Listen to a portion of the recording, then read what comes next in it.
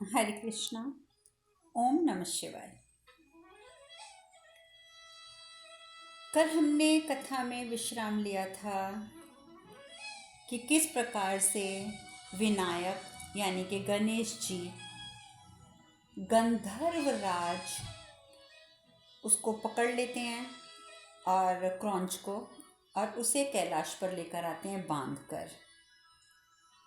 और महादेव न्याय करते हैं कि क्रौंच को अब गणेश का वाहन बनना होगा। और क्रौंच भी पूछते हैं गणेश जी से कि क्या आप मुझे अपने वाहन के रूप में स्वीकार करते हैं, और गणेश जी हामी भरते हैं। इसके अलावा जब दूसरे छोटे मूषक कहते हैं कि हमारा न्याय कब होगा, तो महादेव कहते हैं तुम्हारा न्याय तो मैंने कर ही दिया। जब मैंने मूषक को गणेश का वाहन नियुक्त कर दिया, यानी कि मैंने मूषकों की महत्ता तो बता ही दी, और अब तो तुम लोगों को पूरा अधिकार है, तुम यहाँ पर सब मिलजुल कर एक साथ बहुत प्यार से रहो। अब इस प्रकार से दिन बीतने लगते हैं, पर गणेश जी का मन सिर्फ कैलाश पर नहीं लगता। वो अपनी माता से कहते हैं, माता मैं थोड़े समय के लिए बाहर जाना चाहता हूँ। माता पार्वती मना करती हैं, कहती है कि तुम बाहर कैसे जा सकते हो, तुमने तो हमें वचन दिया है कि तुम हमसे दूर नहीं जाओगे। तो गणेश जी कहते हैं माता मैं कुछ देर के लिए जाने की बात कर रहा हूँ, हमेशा के लिए थोड़ी जा रहा हूँ। और वैसे भी मैंने अगर आपको वचन दिया है कि मैं हमेशा आपके साथ रहूँगा, तो मैं अपना वचन निभाऊँगा, हमेशा निभाऊँगा। लेकिन मैं कुछ देर के लिए इधर उधर जाना चाहता हूँ, लोगों से मिलना चाहता हूँ, इस दुनिया को देखना चाहता हूँ। माता पार्वती परेशान होती हैं कि मैं पुत्र को क्या जवाब दूँ। तो महादेव कहते हैं कि पार्वती, गणेश अगर जाना चाहता है तो उसे जाने दो। तो माता पार्वती कहती है उचित है, तुम जाना चाहते हो तो अपने मित्रों के साथ जा सकते हो, पर समय पर वापस लौटना होगा। ज़्यादा समय नहीं बाहर रहोगे, जल्दी ही वापस लौट कर आओगे। और ये मैं कुछ खाने के लिए तुम्हें मोदक और लड्डू दे देती हूँ, ये खा लेना। खेलते खेलते जब भूख लगेगी तो इन्हें खाना, भूखे मत रहना। अब गणेश जी चले जाते हैं। तो महादेव कहते हैं कि तुम जानती हो पार्वती, संसार का कल्याण करने के लिए आया है हमारा पुत्र, इसलिए इसे रोकना उचित नहीं है। और इसीलिए ही मैंने तुमसे उसे अनुमति दिलाई है कि उसे जाने दो, क्योंकि उसका जाना ही इस संसार के लिए हितकर है। और वैसे भी उसने तुमसे वादा किया है कि वो हमेशा तुम्हारे साथ रहेगा। तो पार्वती वो तुम्हें छोड़कर नहीं जाएगा। हाँ, लेकिन अगर कुछ घंटों के लिए जाना चाहता है तो उसे जाने देना चाहिए, उसे नहीं रोकना चाहिए। तुम हमेशा याद रखना कि संसार की शुभता हेतु ही इसका जन्म हुआ है। तो जिस पर तुम ये सोचो कि लोग जो हैं यहाँ के, वो लोभ, ईर्ष्या, द्वेष, सारा संसार जब इन चीज़ों से ग्रस्त हो गया है तो उसे समाप्त करना है। और इसमें गणेश भी सहायता करेगा, और मुझे भी वैसे ये कार्य करने हेतु अभी जाना पड़ेगा। माता पार्वती बोलती हैं, अभी तो आप गणेश की बात कर रहे थे कि उसे जाना चाहिए, और अब आप कह रहे हैं कि आप भी जाना चाहती हैं, अब आप कहाँ जा रहे हैं। भगवान शिव कहते हैं, पार्वती मैंने कहा ना कि ये समस्त संसार लोभ, ईर्ष्या, द्वेष इस सब से ग्रस्त हो चुका है, और जितना हो सके हमें इसे समाप्त करना होगा। और इसी हेतु मुझे जाना है, क्योंकि मेरी एक भक्तिन है खुशबू, उसे मेरी आवश्यकता है, मैं वहाँ जाना चाहता हूँ अभी। माता पार्वती कहती है, स्वामी पर आप क्या मुझे खुशबू के बारे में बताएंगे नहीं कि ये खुशबू कौन है। तो वो कहते हैं, शिव जी कहते हैं सुनो पार्वती, दक्षिण में एक ब्राह्मण अपनी पत्नी सुदय के साथ रहता है। पर मैं ये बात बता रहा हूँ तुमसे आज से कई साल पहले की, कि ये जो ब्राह्मण था ये अपनी पत्नी सुदय के साथ रहता था। सुदय मेरी भक्त थी और वो ब्राह्मण भी मेरा भक्त था। दोनों की ज़िंदगी बहुत अच्छी चल रही थी, उन्हें अपनी ज़िंदगी में हर प्रकार का सुख प्राप्त था, किंतु वो एक सुख से वंचित थे, और वो सुख था संतान का सुख। उस ब्राह्मण के घर कभी भी संतान उत्पन्न नहीं हुई थी, और सुदय को कहीं ना कहीं ये बात तकलीफ देती थी कि मेरी वजह से मेरे पति को संतान सुख प्राप्त नहीं हो पा रहा है। कमी मुझ में है जो मैं अपने पति को एक संतान का सुख नहीं दे पाई। अब उसने क्या किया, सुदे ने अपने पति से विनती करी कि देखिए, मेरी छोटी बहन खुशम है, वो बहुत ही अच्छी लड़की है, बहुत ही प्यारी और बहुत ही अच्छी और संस्कारी लड़की है। आप खुशम के साथ विवाह कर लीजिए, वो बहुत बड़ी भगवान की भक्त है और वो बहुत ही नरम हृदय की है। तो जब आप उससे विवाह करेंगे तो आपको किसी भी प्रकार का कष्ट नहीं होगा, ये मैं आपको वचन देती हूँ। परंतु आपको संतान की प्राप्ति हो जाएगी, इसलिए मैं चाहती हूँ कि आप मेरी छोटी बहन खुशम से विवाह कर लें। जब बहुत ज़्यादा जिद करी सुदे ने तो उनके पति जो थे वो मान गए। उनके पति का नाम सुधर्म था। तो सुधर्म जो थे वो मान जाते हैं और अपनी साली से, यानी कि अपनी पत्नी की छोटी बहन खुशम के साथ वो विवाह कर लेते हैं।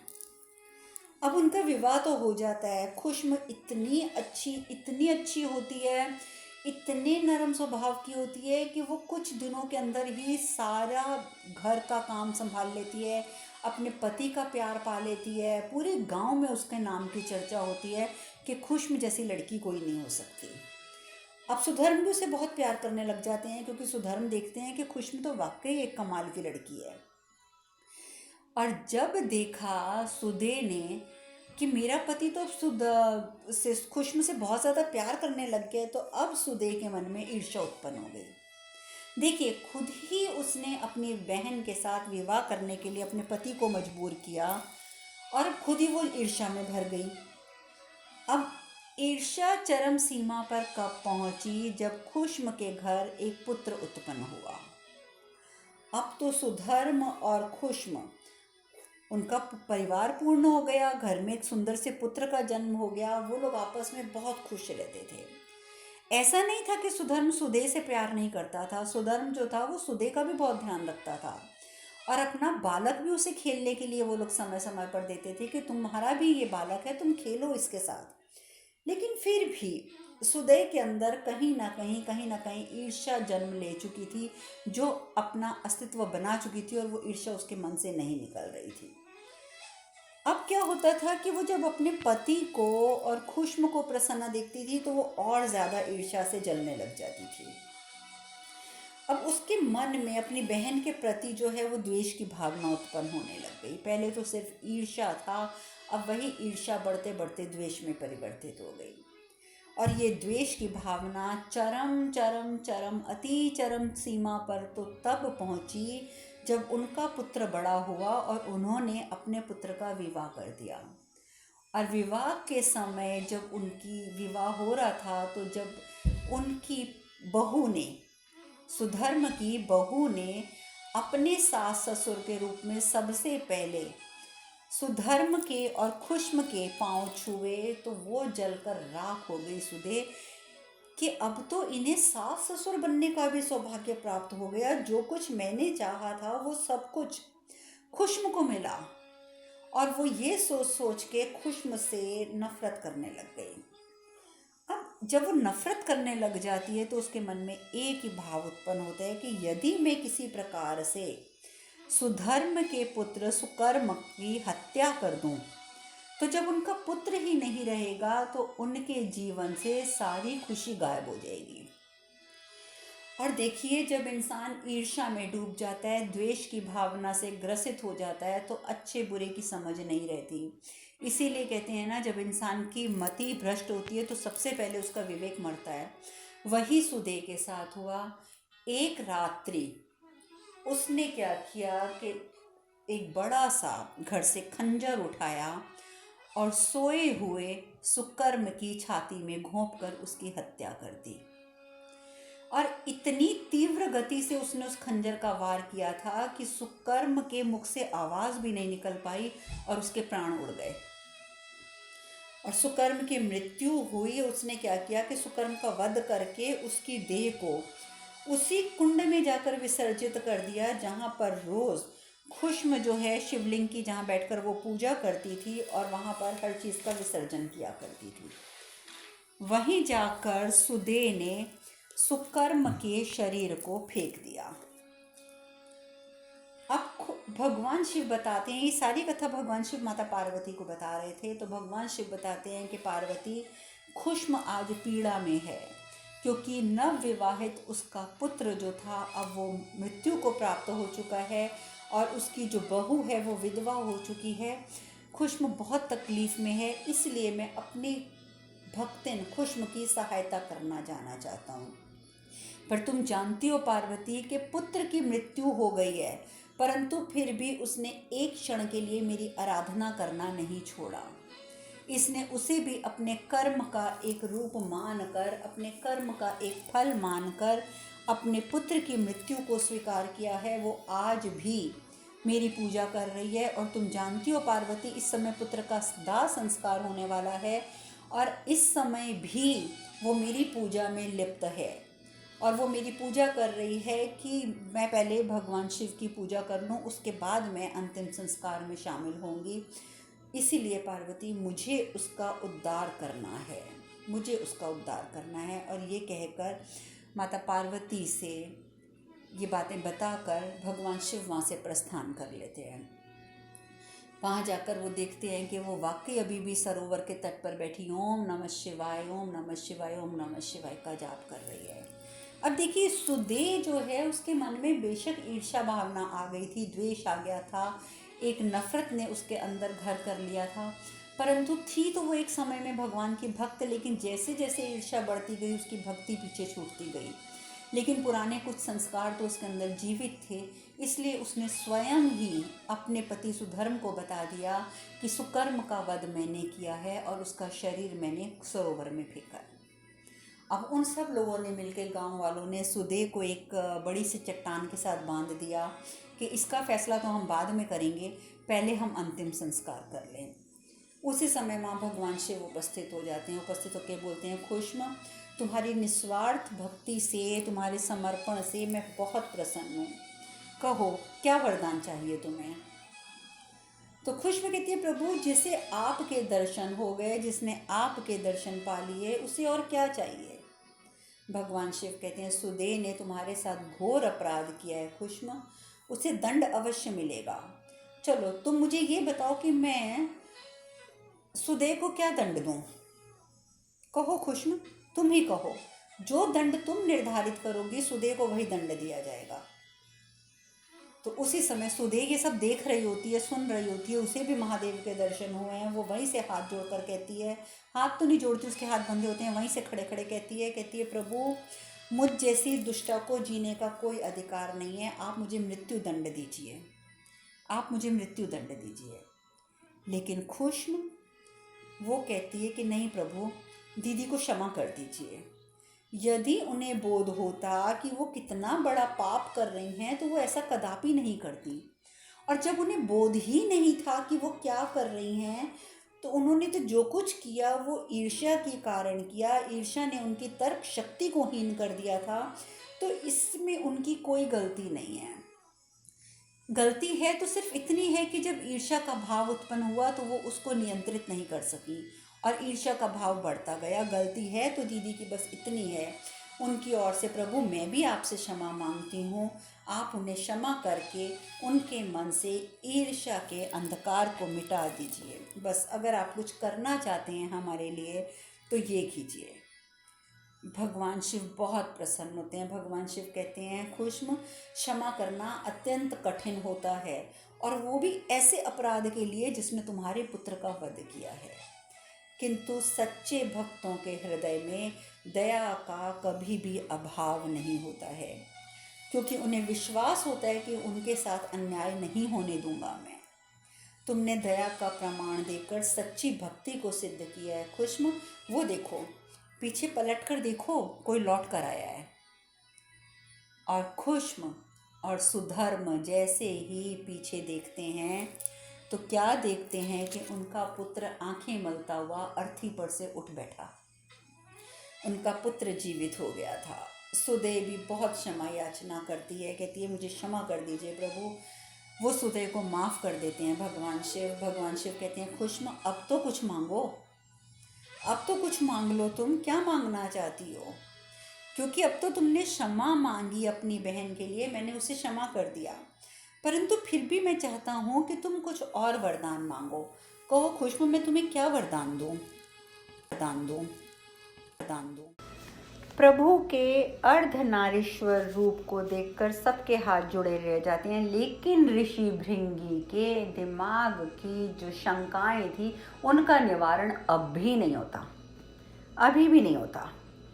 अब ऋषि भृंगी क्या करते हैं, एक छोटे से भंवरे का रूप धारण कर लेते हैं, और क्योंकि वो बहुत ऊंचे हो गए हैं, बहुत बड़े, बहुत ऊंचाई तक विशाल रूप धारण किया हुआ है अर्धनारीश्वर ने, तो वो एक भंवरे का रूप धारण करते हैं और इस तरीके से जाकर परिक्रमा करते हैं जैसे आधा सर जो होता है वो महादेव का होता है, आधा सर माता पार्वती का होता है ना, तो वो आधा सर जो होता है वो सिर्फ आधे सर के ऊपर ऊपर ऊपर ऊपर घूमकर और नीचे आ जाते हैं और परिक्रमा करके अपने आप को बताते हैं कि मैंने आपकी परिक्रमा कर ली। इसके बाद अर्धनारीश्वर रूप से बाहर निकलकर माता पार्वती और महादेव अपने वास्तविक स्वरूप में आते हैं। माता पार्वती अब बोलती हैं। माता पार्वती कहती हैं, ऋषि भृंगी, आपने पुनः केवल पुरुष की परिक्रमा की। आपने एक भंवरा बनकर केवल पुरुष की परिक्रमा की। तात्पर्य ये हुआ कि आपको प्रकृति की परिक्रमा मान्य नहीं है। आपको प्रकृति की परिक्रमा मान्य नहीं है, यही अर्थ हुआ ना। अर्थात इसका तात्पर्य तो ये हुआ कि आपको प्रकृति की कोई आवश्यकता ही नहीं है। तो ऋषि भृंगी कोई जवाब नहीं देते, बस मुस्कुराते हुए खड़े हैं। उन्हें अपने आप पर बड़ा नाज हो रहा है कि देखो दोनों जुड़ गए थे, फिर भी मैंने केवल पुरुष की ही परिक्रमा की, स्त्री की परिक्रमा नहीं करी। तो माता पार्वती कहती हैं, यही अर्थ हुआ ना कि आपको प्रकृति की आवश्यकता नहीं है। तो फिर माता पार्वती कहती हैं, फिर ऐसा है कि यदि आपको केवल पुरुष तत्व ही पसंद है, अगर आप सिर्फ पुरुष तत्व से ही संतुष्ट हैं, तो हमारी इच्छा है कि हम आपको इस पुरुष प्रकृति के विवाद से ही मुक्त कर दें। क्योंकि अभी तक तो हम आपको यही समझा रहे थे ना कि पुरुष और प्रकृति एक दूसरे के पूरक हैं, यानी स्त्री पुरुष एक दूसरे के पूरक हैं। ये सब तो हमने शिव कथा में सीख ही लिया है कि शिव जो हैं वो पुरुष हैं, तो माता पार्वती जो हैं वो प्रकृति हैं, और समस्त स्त्री में प्रकृति विद्यमान है। तभी एक स्त्री एक बालक को जन्म दे पाती है, एक संतान की उत्पत्ति कर पाती है। पुरुष संतान की उत्पत्ति नहीं कर पाते। अब ये बातें सुनकर माता पार्वती की सब ऋषि घबराते हैं कि अब माता पार्वती कुछ ना कुछ तो करेंगी, लेकिन ऋषि भृंगी के ऊपर असर नहीं है। तो माता पार्वती कहती हैं कि अब मैं आपको पुरुष प्रकृति के विवाद से मुक्त कर देती हूँ। तो इसलिए अब ऋषि भृंगी, हम आपको एक वरदान देना चाहते हैं। अब से आपका शरीर आपके विचारों के अनुकूल हो जाएगा। देखिए माता पार्वती ने क्या आशीर्वाद दिया, क्या वरदान दिया कि आपका शरीर आपके विचारों के अनुकूल हो जाएगा। जिस प्रकार आपको सिर्फ पुरुष तत्व स्वीकार है, स्त्री तत्व स्वीकार नहीं है, उसी प्रकार आपका शरीर भी स्त्री तत्व से मुक्त हो जाएगा। और ये कहते हुए वो ऋषि भृंगी को अपना हाथ उठाकर आशीर्वाद देती हैं, और सबके देखते ही देखते उनका शरीर झरझर झरझर करता हुआ एक राख के ढेर में परिवर्तित हो जाता है। राख के ढेर में परिवर्तित हो जाता है, अर्थात माता के आशीर्वाद से प्रकृति के तत्वों ने ऋषि भृंगी के शरीर का त्याग कर दिया, और इसलिए उनके शरीर में कुछ भी नहीं बचा। आप सब जानते हैं कि हमारा शरीर जो होता है वो प्रकृति के 5 तत्वों से निर्मित है। आप 5 तत्वों को भली भांति जानते हैं कि अग्नि तत्व है, वायु तत्व है, आकाश तत्व है, पृथ्वी तत्व है और जल तत्व है। ये प्रकृति के 5 तत्व हैं जिनसे हमारा शरीर बना हुआ है। और यदि हमारे शरीर से ये 5 तत्व निकल जाएं, तो हम तो राख का ढेर बन जाएंगे। तभी एक व्यक्ति की जब मृत्यु होती है, जब उसके शरीर को जला दिया जाता है, तो 5 तत्व अपने अपने स्थान पर जाकर मिल जाते हैं और बचता है एक राख का ढेर, सिर्फ एक राख का ढेर। और वही हुआ माता पार्वती के आशीर्वाद से ऋषि भृंगी के शरीर से जब प्रकृति के तत्व निकल गए, प्रकृति ने अपने तत्व वापस ले लिए, तो वहां पर अगर कुछ बचा तो बचा सिर्फ राख का ढेर और कुछ भी नहीं। अब जब ऋषि भृंगी राख के ढेर में परिवर्तित हो गए। तो राख के ढेर में से आवाज़ आई, मुझे क्षमा कर दीजिए, मुझे क्षमा कर दीजिए माता, मुझे क्षमा कर दीजिए, मुझे अपनी भूल की अनुभूति हो गई है। मैं तो जो ज्ञान जिसको मैं स्वीकार नहीं कर पा रहा था इतने समय से, वो ज्ञान मुझे एक क्षण में समझ आ गया। माता माता मुझे क्षमा कीजिए। लगातार ऋषि भृंगी जो हैं वो राख के रूप में धरती पर पड़े चिल्लाते रहते हैं, मुझे क्षमा कीजिए, मुझे क्षमा कीजिए, मुझे क्षमा कीजिए। माता पार्वती महादेव की ओर देखती हैं तो महादेव स्वीकृति दे देते हैं। और उसी समय माता पार्वती पुनः अपना हाथ ऊपर उठाकर ऋषि भृंगी को आशीर्वाद देती हैं कि प्रकृति के तत्व इनके शरीर में विद्यमान हो जाएं। तो उसी समय उस आशीर्वाद से उन्हें पुनः शरीर की प्राप्ति हो जाती है, उन्हें पुनः प्राप्ति हो जाती है। अब जैसे ही पुनः शरीर की प्राप्ति होती है और वो तो बस एक छलांग लगाते हैं और माता के चरणों में बैठ जाते हैं। कहते हैं कि माता, जीवन के अनगिनत क्षण मैंने इस अंधकार में व्यतीत कर दिए हैं, ये तो मुझे कभी पता ही नहीं चला कि मैं अंधकार में जी रहा हूँ। मुझे आज पता चला कि मैं कितने गहन अंधकार में था। भक्ति की संकीर्णता भक्त और आराध्य के मध्य से सबसे बड़ा अवरोधक है, ये बोध आज हुआ मुझे। इस संकीर्णता को तो मैं समझ ही नहीं पाया। कृपया मुझे क्षमा करें माता, कृपया मुझे क्षमा कर दीजिए। जो भूल मैंने आज करी है वो भूल मैं कभी नहीं करूँगा। माता पार्वती उनके सर पे हाथ रखकर उन्हें आशीर्वाद दे देती हैं। महादेव कहते हैं, ऋषि भृंगी, पुरुष और प्रकृति एक हैं, वो कभी भी एक दूसरे से पृथक नहीं हो सकते, कभी भी पृथक नहीं हो सकते। शिव जो हैं वो शक्ति के बिना अधूरे हैं और शक्ति जो है वो शिव के बिना अधूरी है। बल्कि मैं तो ये कहूँगा ऋषि भृंगी कि शिव तो शक्ति के बिना शव के समान हैं, शव के समान। शिव शक्ति पुरुष प्रकृति इनका जब भी असंतुलन होगा, जब भी, तो वो सदैव अहितकारी ही होगा, अनर्थकारी ही होगा। जिस प्रकार से आपके साथ अभी हुआ, जैसे ही स्त्री तत्वों को आपसे अलग किया गया, स्त्री तत्वों के आपसे अलग होते ही आपके शरीर में कुछ भी शेष नहीं रहा, कुछ भी शेष नहीं रहा। शरीर में यदि स्त्री तत्वों की ऊर्जा ना रहे तो फिर शरीर जो होता है वो निर्जीव हो जाता है, और अगर स्त्री तत्व विद्यमान रहे तो शरीर सजीव रहता है। ऋषि भृंगी, इस तथ्य को समझिए। शिव और शक्ति के संपूर्ण रहस्य को जो समझ लेता है, भक्ति की तपस्या की पराकाष्ठा तक वो पहुंचता है। जो ये समझ लेता है कि पुरुष और प्रकृति भिन्न नहीं हैं, जो उन दोनों में भेद नहीं करता, वो भक्ति और तपस्या की पराकाष्ठा तक पहुंचता है। अन्यथा वो धरती की इस जीवन की आपाधापी में ही गुमा रहता है। तो आज आपको जो हमने समझाया है आप उसे समझिए। देखिए, जब ज्ञान के लिए शब्द पर्याप्त ना होना तो उदाहरण प्रस्तुत करना पड़ता है। केवल आपके लिए नहीं ऋषि भृंगी, अपितु आपके माध्यम से समस्त संसार के लिए शिव और शक्ति की संयुक्तता से पुनः अवगत कराना इस प्रसंग का उद्देश्य था, जो आज पूर्ण हुआ।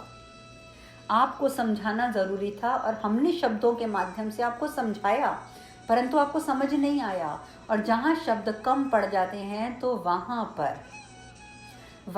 पर हमें क्या करना पड़ता है? उदाहरण प्रस्तुत करना पड़ता है, जो हमें करना पड़ा।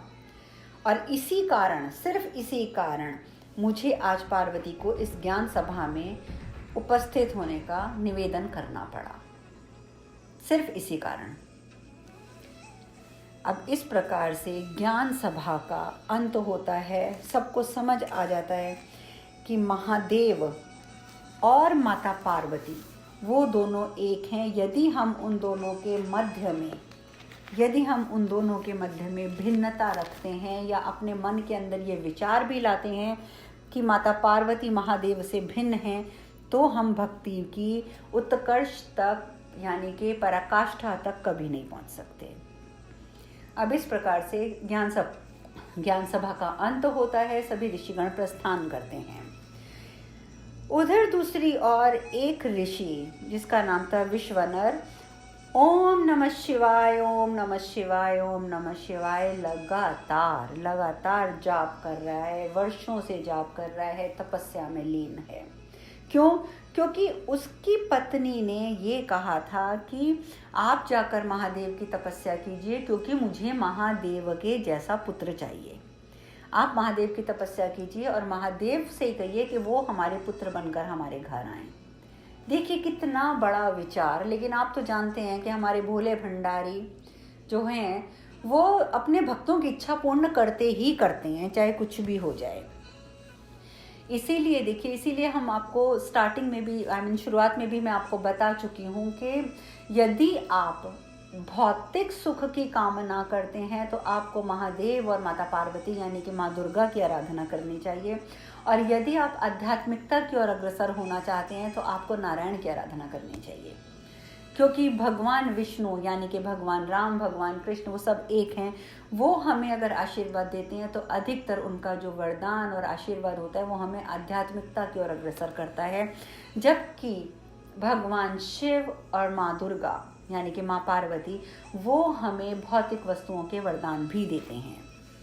खैर, आज हम इस विषय पर नहीं जाएंगे। अब उसकी पत्नी ने ये इच्छा व्यक्त करी थी कि वो महादेव जैसा पुत्र चाहती है। अब बहुत वर्ष बीत गए, उनके पति जो हैं वो तो आंखें बंद करके शिवलिंग के समक्ष बैठे ओम नमः शिवाय का जाप कर रहे हैं। आखिर उनकी पत्नी की जो धैर्य होता है वो ख़त्म हो जाता है। वो अपने पति के पास पहुंचती है जहाँ वो तपस्या कर रहे होते हैं, वहाँ शिवलिंग के समक्ष बैठ के बहुत रोती है, महादेव दर्शन दीजिए, दर्शन दीजिए मेरे पति को, महादेव दर्शन दीजिए, अन्यथा वो आंखें नहीं खोलेंगे, दर्शन दीजिए। ये तो मेरी इच्छा थी कि मुझे आप पुत्र के रूप में मिलें, ये तो मेरी इच्छा थी, और मेरी इच्छा की पूर्ति करने हेतु मेरे पति यहाँ आकर तपस्या में लीन हो गए। परंतु महादेव वो सब कुछ त्याग कर यहाँ आए हैं, अब उनके लिए मैं भी सब कुछ त्याग कर यहाँ आ गई हूँ। अब तो दर्शन दे दीजिए, दर्शन दे दीजिए मेरे पति को, अन्यथा मैं तो अपने पति के बिना वर्षों से रह रही हूँ, मैं कब तक अकेले जीऊँगी। महादेव हम पर कृपा कीजिए, हम पर कृपा कीजिए। बहुत रोती गिड़गिड़ाती हैं वो, बहुत रोती गिड़गिड़ाती हैं। और इसी रोने की वजह से जो वृषवनर होता है, ऋषि वृषवनर, उनकी आंखें खुल जाती हैं।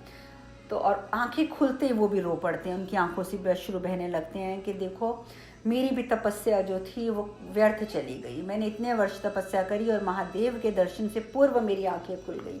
अब दोनों पति पत्नी व्यथित और रो रहे हैं बैठ के कि हमारी जो तपस्या थी वो व्यर्थ गई। तभी महादेव वहाँ उपस्थित होते हैं और कहते हैं कि नहीं ऋषि विश्वनर, आपकी तपस्या व्यर्थ नहीं गई है, आपकी तपस्या व्यर्थ नहीं गई है, आपकी तपस्या पूर्ण हुई है, मांगिए आप क्या वरदान चाहते हैं। तो वृषवनर कहते हैं कि प्रभु हम पति पत्नी के पास देने के लिए अपार प्रेम है, वात्सल्य है, सब कुछ है, पर कोई संतान नहीं है, कोई संतान नहीं है। तो ऋषि कहते हैं और भगवान शिव कहते हैं तो कैसी संतान चाहिए आपको। अब वो क्या जवाब देते हैं ये चर्चा हम कल करेंगे। आज हम कथा में यही विश्राम लेते हैं। हरे कृष्ण कृष्ण कृष्ण हरे हरे, हरे राम राम राम हरे हरे। आप सब खुश रहें, सुखी रहें, स्वस्थ रहें। हरे कृष्णा। ओम नमः शिवाय, ओम नमः शिवाय, ओम नमः शिवाय। जब महादेव बार बार यही बात कहते हैं तो खुश्म कहती है कि प्रभु एक ही इच्छा है कि आप यहीं निवास करें, क्योंकि संसार का दुख जो है वो बहुत बढ़ चुका है। यदि आप यहाँ निवास करेंगे तो संसार का दुख दूर होता रहेगा, उन्हें मार्गदर्शन मिलता रहेगा। इसलिए मैं मांगती हूँ कि आप यहीं पर निवास करें। भगवान शिव कहते हैं तुम धन्य हो खुश्म, धन्य हो, तुम्हारे मन में संसार के कल्याण की भावना वास करती है और तुम्हारी पवित्रता के कारण मैं सदैव यहाँ रहूँगा और अनंत काल तक ये समस्त संसार तुम्हारी करुणा को याद करता रहेगा। और ये स्थान जहाँ इस समय तुम बैठी हो, ये स्थान खुमेश्वर ज्योतिर्लिंग के नाम से प्रसिद्ध होगा। और ये कह के भगवान शिव अपने हाथों से एक शिवलिंग उपस्थित करते हैं और उस शिवलिंग को उसी सरोवर के तट पर स्थापित कर देते हैं। और भगवान शिव कहते हैं कि ये मैं हूँ, मैं यहाँ पर अब सदैव वास करूँगा। और इस प्रकार से भगवान शिव जो हैं वो आशीर्वाद देते हैं खुश्म को प्रस्थान करने से पहले, और अपने एक स्वरूप को यानी कि शिवलिंग को वहीं छोड़ देते हैं। और ये मंदिर आप जानते हैं कि यहाँ पे जहाँ पे शिवलिंग स्थापित किया था महादेव ने, ये मंदिर अभी भी महाराष्ट्र के औरंगाबाद में स्थित है। इसे कुमकेश्वर या मतलब एक तो इसका नाम जो है खुशमेश्वर तो असली नाम है ही, क्योंकि खुश्म के नाम से ही इसका नाम खुशमेश्वर पड़ा था। इसके सिवा इसे कुमकेश्वर भी कहते हैं, कुछ लोग कृष्णेश्वर भी कहते हैं। आप जानते हैं कि समय के साथ साथ जब शब्दों का में भ्रांति फैलती है, मतलब शब्द उच्चारण में लोग गलतियां करते हैं, तो कई बार नाम जो है वो बदल जाते हैं। तो इसी प्रकार से नाम बिगड़ता बिगड़ता खुशमेश्वर से कुमकुमेश्वर बना, फिर कुमकुमेश्वर से कृष्णेश्वर बना। पर ये जो 12 ज्योतिर्लिंगों में से एक ज्योतिर्लिंग है जो आज भी औरंगाबाद में स्थित है। और इस ज्योतिर्लिंग में मंदिर का जब निर्माण हुआ था वो हुआ था 16वीं शताब्दी में। 16वीं शताब्दी में छत्रपति शिवाजी के जो दादा थे ना, भालोराव जी भोंसले, उन्होंने 16वीं शताब्दी में इस ज्योतिर्लिंग के ऊपर एक भव्य मंदिर का निर्माण किया था। और 16वीं शताब्दी के बाद 18वीं शताब्दी में इंदौर की महारानी अहिल्याबाई ने इसका जीर्णोद्धार करवाया था, इसे दोबारा निर्मित करवाया था। और आप जानते हैं कि अभी भी ये मान्यता है, वहाँ पर प्रसिद्ध है कि इस पवित्र ज्योतिर्लिंग का दर्शन करने जो भी भक्त आते हैं उनका मन भी करुणा के भाव से भर जाता है, उनके मन में भी करुणा जागृत हो जाती है। जैसे कि आपने इस कथा में सुना कि जो खुश्म थी वो पूरी तरीके से करुणा से परिपूर्ण थी, उसके अंदर जन कल्याण की भावना थी। उसने तो अपनी बहन को तक को क्षमा कर दिया जिसने उसी के पुत्र के का वध किया था। तो इसीलिए इस शिवलिंग का, इस ज्योतिर्लिंग का जब भी कोई दर्शन करता है तो वो भी करुणा से भर जाता है। तो इस प्रकार से मैंने आज आपको एक और ज्योतिर्लिंग की कथा बता दी है कि खुशमेश्वर ज्योतिर्लिंग जो औरंगाबाद में स्थित है उसकी कथा क्या है। अब उधर दूसरी ओर गणेश जो हैं उन्होंने माता पार्वती से अनुमति ले ली है कि वो बाहर थोड़ी देर के लिए रोज़ जाया करेंगे।